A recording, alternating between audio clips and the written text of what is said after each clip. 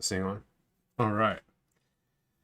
Okay, folks. Well, excuse me. I am back. I hope. Uh, I have. Sorry, I haven't been on for a while. I think it's been about a month since I've done one of these. Just things that come up, family stuff. Everybody in my house got sick. We all got colds. Wasn't the cold, but we all got colds. Everybody got sick. It's all that. Plenty of work stuff going around. That's pretty busy right now. So sorry, I just have not had time to really record much videos, put out much blogs or any content or anything recently. So please forgive me for that, but I will be getting back on track, getting some more stuff written up, some more videos, some other things I want to talk about and stuff later on. Some exciting stuff coming up. So stay tuned. Don't forget to subscribe to the channel to keep up with everything going on. There's going to be some more stuff coming up later this month. So today, what I want to talk about is an interesting question that was asked of me, I think like last week or so, about dragging and dropping the graphics onto your map, right? And a couple of ways to do it. Well, so if you go to the documentation for the ArcGIS API for JavaScript, if you go under sample code, let me see, accept all cookies here. I believe I can just say drag, maybe. Is that going to work? Drag, second page. What happened here? Snapping, sketch with modifier. There is a drag and drop sample in here somewhere. Let's see. Drop? Nope. Portal. I know it has to do with portal items. It's drag and drop portal items on your map. Here we go. Okay. All right. So this is a good example you can look at if you're interested in something like drag and drop in your applications. Now, one thing to consider, drag and drop can be done on mobile. It's a little, well, interaction I always thought is a little weird on mobile for drag and drop, right? So I really think it's more of a desktop thing. But basically this sample here has it so I can grab one of these portal items, drop on the map, and it's going to load the data from that portal item on the map. So a lot of this is still going to apply to the JavaScript API, right? So if we look at this in the sandbox here, the key part is that yes, the map view has a drag event. So if I come over here, go to API reference, did I do it right? Yeah, I think I did that right. So we come map view. Map view has a bunch of events that you can use, right? However, it's not really, it doesn't really have like drag and drop stuff. You could try to do some stuff with like the hold event and whatnot.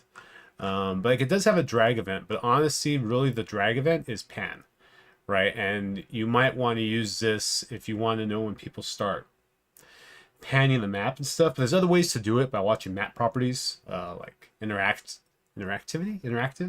something like that. Anyway, you wouldn't really use these events on the view to do drag and drop. It's just not what you would do.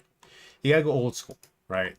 So when you do drag and drop, the map view, I mean, it lives on the DOM. It lives in the browser, right? The map view has to be displayed somewhere.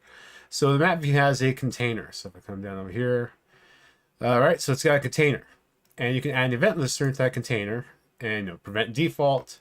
And you want to have a drop effect, right? So, I mean, we can start doing this right now. So, all right. That's okay. So here's a simple app written in React, and here's my app. Now, I want to capture this whole dragging, right? So I'm gonna drag this windmill, drop on the page, and it's gonna add a graphic using the windmill wherever I drop it on my page. Cross your fingers, this is gonna work, because I mean, I've done it, but this is a live demo nonsense, and something always goes wrong, So, okay, all right, so let's do this. First thing I want to do is I want to capture the drag start, right? So if I come over here, where's my sample at that I'm looking at? Okay, so I got my drop, drag over, drag start. Okay, So make sure I'm doing this right. Where am I? I'm on the app, ArcGIS. Okay, so basically what I want to do is I'm going to have a function up here that's going to be for the drag start. So const on drag start. It's going to be equal to, and I'll grab the event here. And what this is going to do, we want to just do the, so, okay, one thing to note too. So if you're doing this in React, you just want to be aware, this is fine. React actually will treat this okay. But React is going to use synthetic events. So if you need to get to the native event, which will have the original event on it, you can via e.init. Please work? No. But it'll be on the native event object if you need it. You don't, rarely going to need it in most cases if you're doing React. And I'm using React here just because I had this app kind of going, ready to go.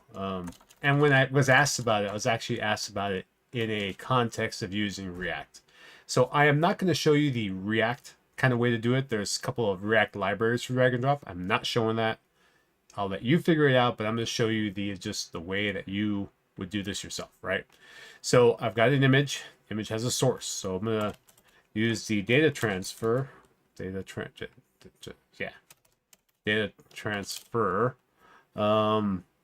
And I need to set the data, right? So it's kind of like a, setting just a map or a weak map kind of thing, right? So set data. I'm going to go ahead and call this the image. What am I doing? And I'm going to set this to be the e.target source. All right, so I'm going to store this URL for the image in here, and I'm going to use that. I can go ahead and put this. I don't need to have it on the image, so I could have it just on the container. For if I had multiple images here, I could have it on the container. The container is going to go ahead and capture that for me. So I could just have it on drag. But no, I want it on drag start. So yeah, there we go. On drag start, and it's going to be on drag start. I don't like that name. Hold on. Started, right? Yeah, okay. That sounds better to me. On drag started, or has drag, I don't know. On drag started sounds fine to me. I enjoy that. Makes me happy, right? So, okay. So, I mean, that's it. That's all I need to do at this point for this, right? So that's just gonna go and capture. I started my drag, and I've set the data on the data transfer to the source tag. All right, no big whoop. Nothing special happening just yet. So let's come back, take a look at this over here. Double check chat. Okay, nothing coming up, no questions. If you got questions on what I'm talking about here, let me know. I will try to get to the chat if I don't get distracted. I'm not staring at the chat. I probably should be, but if I were answering just regular questions, I probably would. So, okay, all right. So now I need to do it on the map part. So I have a reference to the map div here, right? I get my view, I create my view, and I have my view dot when in here. I'll use it under the view. I don't need to do it in the view dot when. I can go straight over here. So I can do view dot container dot add event listener. And here what I want to do is I want to add event listener for the, and I think I need this. I always forget if I need it for the drag over, right? Because I want to capture the drop. So drag over is my event. And I want to go and do an e.prevent default, right? Do I need that? I don't know. I'm going to stick with it because I did it over here. Right, I did drag over, right? So, yeah, so on drag over, you need to specify the drop effect to drop items to element while dragging. So I can just kind of copy this. Cheat. It's not cheating if I already wrote that. I wrote the sample, so it's not cheating, okay? Did I write this? Shit, yeah, I wrote this. Someone else came in and updated it for me. I think Anne came in and updated it for the use calcite stuff on here. But I remember writing this, I think. If I didn't write it, I used it a lot. Okay. So now I've got that. So I've done the data transfer copy. I need another event for the container for the drop. Add event listener, drop.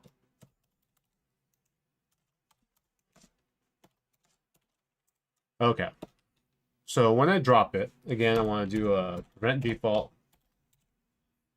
Okay, so now I need to get the image URL off of here. So I'm going to say that const image URL is going to be equal to what am I doing? E dot data transfer dot get data. And remember, when I said set data, I put under the image name. So I want to get data from the image. That's what I meant by it's like, kind of like a map weak map, right? It's kind of same syntax for that. It might be a map. I have no idea if this is a map or not. I don't know, man. I don't know. Look, I'm okay at some stuff and horrible at others, but you know, it's the way it is. Okay, so in this case here, I know I talked about synthetic events for React before, but the container in the map view is not a React component, so it's not a synthetic event. It is a regular native event, so I don't have to worry about doing anything special here in this case to listen to this event. You can use a method. So basically, remember the idea here is that I could drag this, and wherever I drop on the map, that's where it's going to drop my graphic. There is a method on the map. So if I come over here on the map view, actually, called toMap. It takes a screen point, X and Y, and it's going to go ahead and give you back a map point based on that particular screen point. And that, I believe, the screen point will take into consideration if there's like padding on the container for the map, if the map is kind of like a small portion of the page, not the whole page, it will know that whatever screen coordinate I'm giving it, it's going to give it back a map point to match on the map, right? And I can go to screen too. I can say, here's a map point, here's a screen point. If I want to drop some SVG graphics onto my DOM somewhere, ooh, do some cool stuff. Maybe I'll cover that in another video at some point, because you can do some cool things with that. You know, I mean, you can do better things with sim and graphics, but if you needed to do some weird stuff, you can. That would be kind of handy for custom tooltips, right? Just a hint, because I get asked about tooltips type stuff a lot. Anyway, let's get back to the toMap here. So now I need a point. I'm going to say that const, let's call it geometry. Geometry is going to be equal to view.toMap, and I'm going to pass it the event. So technically, this event has a lot of other properties on it other than the X and the Y, but the toMap method only cares about the X and the Y, right? So it's going to pull those off of there and then give me back a valid geometries. Now at this point, I can create a graphic. So I'm going to create a graphic. I got messages on my phone, so I make sure nobody is like texting me. Let me check YouTube chat again. Nope, nothing on YouTube chat. Okay. So I'm going to create a graphic, and it's just going to be I'm going to let AutoCasting do its thing.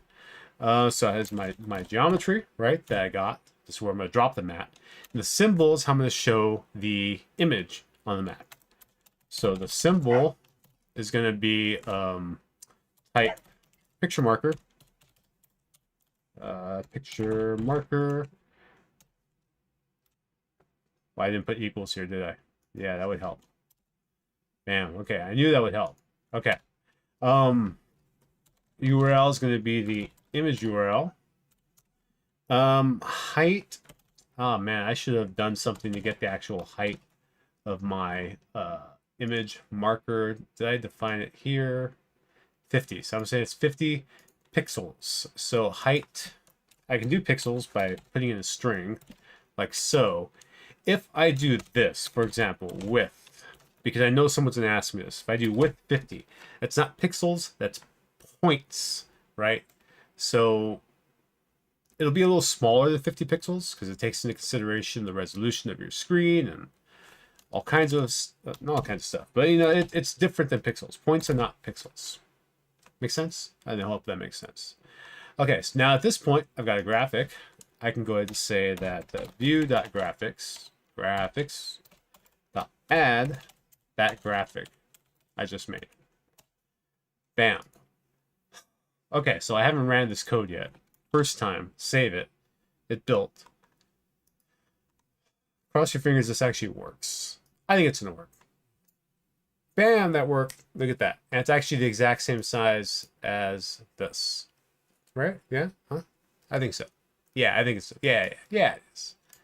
Bam, look at that. Now I'm able to drop this right onto my map wherever I drop it.